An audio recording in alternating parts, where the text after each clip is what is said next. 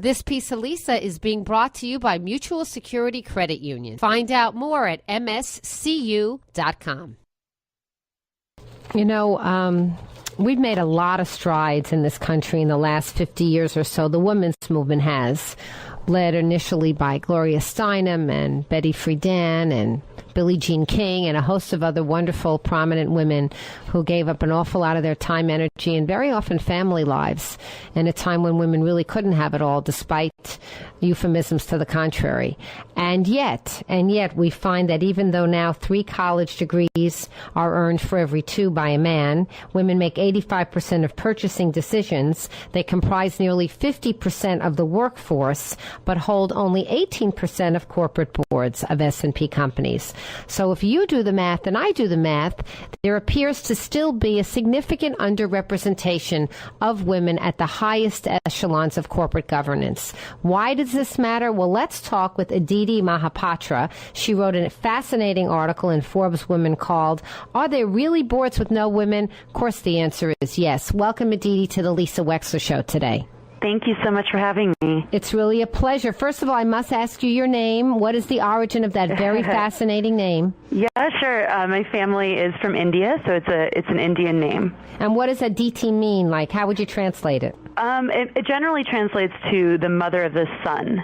That's pretty. That's very pretty. Thank you. All right. So are you here in this country a long time?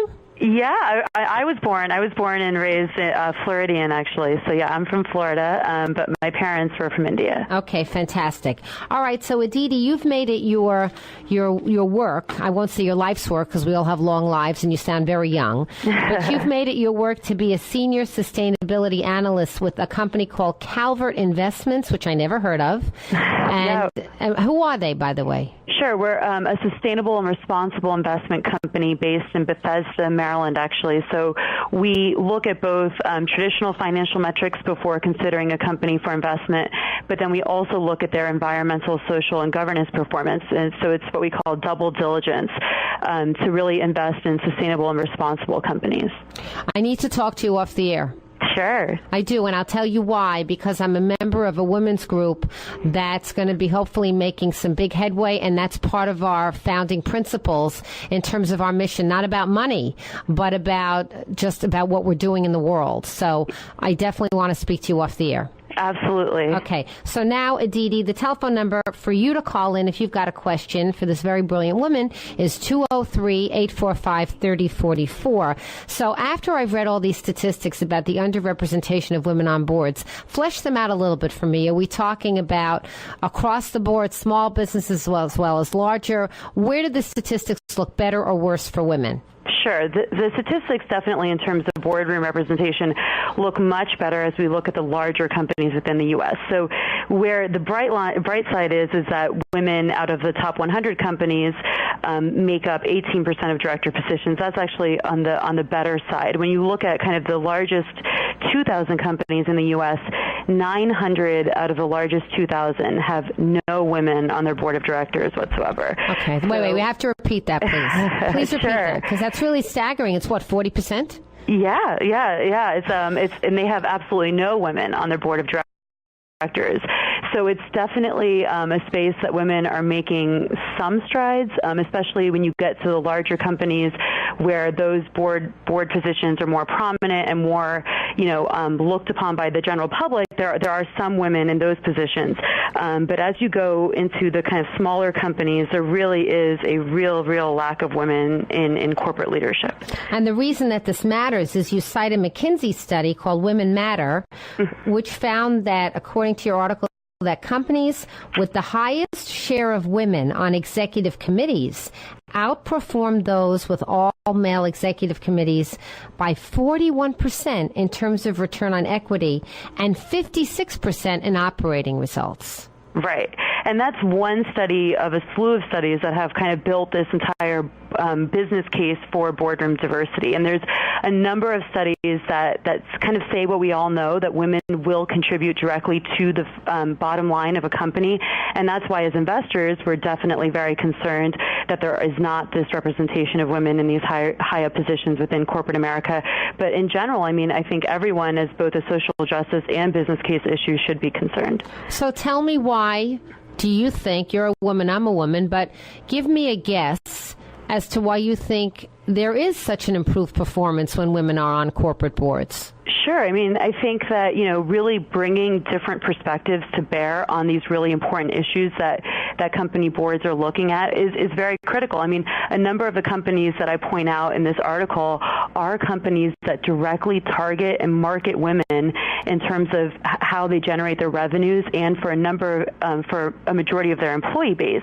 And yet they have no women at kind of their highest level, which is developing strategy for those corporations. And so even though they may be doing fine today or tomorrow, I mean, I really think that women need to be part of that conversation to really bring different perspectives. I mean, women definitely have a different viewpoint on a number of issues than men do. And so that comes across in many different ways in terms of risk-taking, in terms of financial performance for companies as well.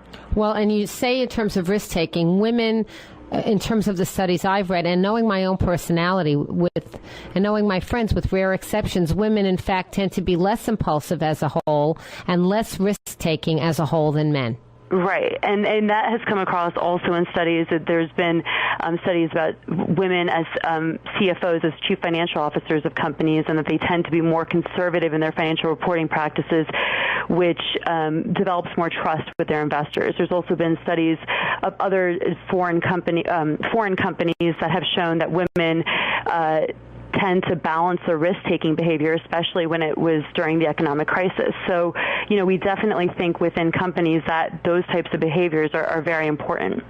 What's interesting is you also say in your article that Belgium, the Netherlands, Norway, Iceland, Spain, and France require female representation on corporate boards. Is that really true? Yeah. It actually started with Norway, and Norway started with a 40% quota mandate for all corporate boards had to have at least 40% representation of women. That's amazing. Yeah, all the naysayers said that it wouldn't be possible, that they wouldn't be able to find the women, but they did. And since then, there's been a number of European countries that have passed similar legislation. A lot of the countries that you just named off, and then others as well, Australia, Malaysia, and others have started kind of following that path. I don't think for the U.S. and for the market that we operate in, that quotas are necessarily the right answer to this problem. I think that companies on their own are likely to be able to find qualified women, and I don't think we're at the point where we would be mandating that here, but it is a response that we've seen globally because, unfortunately, the numbers globally have not moved at all. So it's not just a problem that's been limited to the U.S. All right, so I'm chatting with Aditi Mohapatra. We'll take your questions by phone and by email at 203-845-3044. Are there really boards with no women? We're talking about corporate boards. For those of us who aren't that familiar with what it means to be an inside executive in terms of salary versus a corporate board, can you explain the difference between the functions of someone who's on a board of directors versus someone who's an operating manager of a company? Sure. So there's senior executives of companies that are actually in charge of those companies' operations, and then ultimately the board of directors oversees what those managers are doing. So the board of directors are really the shareholders' voice within a corporation and really are supposed to be looking after shareholders' interests. So they will kind of be the check and balance of what a company's management is doing. So when a company's management says that we have, had revenues grow by this much and we're thinking that our strategic plan will be to kind of develop our business into this new country or this new product line, then a board of directors is kind of there to oversee what their plans are and to really lead the strategic thinking of a company. That's why, for example, I reported yesterday that in News Corp with Rupert Murdoch, when you examine his so-called independent board of directors, you find how unindependent they are, and that is being blamed for the lack of proper corporate response to these revelations about all of the wiretapping and telephone sneaking that's been going on. Absolutely. And what we see is that definitely when you look for new independent directors, oftentimes that is when companies will actually look to women, because women haven't traditionally served on so many corporate boards. They don't tend to have the same conflicts of interest that men do. That's right. They can do a better job. Yeah, and so sometimes they come in with that more independent perspective, which can be very helpful, especially for us as shareholders. I have a question for you from one of our Ustream watchers. Is it the same? How would you evaluate the salaries of women in corporate America? Have they made strides, or are they still significantly not on par with their male counterparts? Yeah, unfortunately, I don't have too good of news to report there either. You know, we don't get public data in terms of how companies pay men versus women. What we can get is kind of consensus information. And when we look at that, women are still paid 78 cents for every dollar earned by a man. And that number really hasn't changed too much either. And that's another huge battle. The wage gap is a big issue for women. It's actually an issue that really affects every single working woman. But you know, I can say that as you get more women on the board of directors, we know that wage gap narrows. So as there are more women on boards of directors, that wage gap narrows from 78 cents to 91 cents. So we know the tremendous impact that really having women on the board of directors can have for all women, you know, all working women. One of the things you talk about in your article is that very often people blame, I guess this would be mostly men, but men and women, they blame the lack of qualified candidates for women to be able to choose from. And you talk about what a crappy excuse that is. Right. So how should men and how should corporate boards go about right now finding qualified candidates? In other words, who is a qualified candidate for a board? Would I be a qualified candidate? I've been a lawyer. I've been a this, a that. I'm now on the radio. Am I as good as Joe Schmo that serves on the average corporate board? What kind of qualifications do people have to be on corporate boards? Right. I mean, I think for different companies, there are different qualifications that would be required, but I think that companies can approach that question creatively depending on their sector and their specific expertise that they need for that board. There are a number of women that have served, maybe not in corporate executive positions, but they've served in positions of power that they've really developed those expertise that are needed to bring to a boardroom. So you need the ability to think strategically. Sometimes you really, for a lot of companies, human resources is an important issue, and talent management is an important issue, and a lot of women have a lot of expertise in that area. A lot of women have a lot of expertise in managing large nonprofits or in academics. That's true. Or, you know, maybe they just haven't been a corporate executive, but they've been heads of major divisions of companies. So I think if companies look beyond just that traditional C-suite, which is where they traditionally look for new director nominees. What's the C-suite? The C-suite is kind of the top 5 positions within a company. So it's usually your general counsel, your chief financial officer, your chief operating officer, et cetera. And so when we say that there are 18% of women on corporate board positions, if you look one step lower at that C-suite, it's only 8%. All right, so they do have a small pool if that's all they're looking at. Exactly. So I'm chatting with Aditi Mohapatra, who wrote this wonderful article called "Are There Really Boards with No Women?" And you can find it on Forbes Women online. It's fantastic. We'll post it on our website at lisawexler.com as well.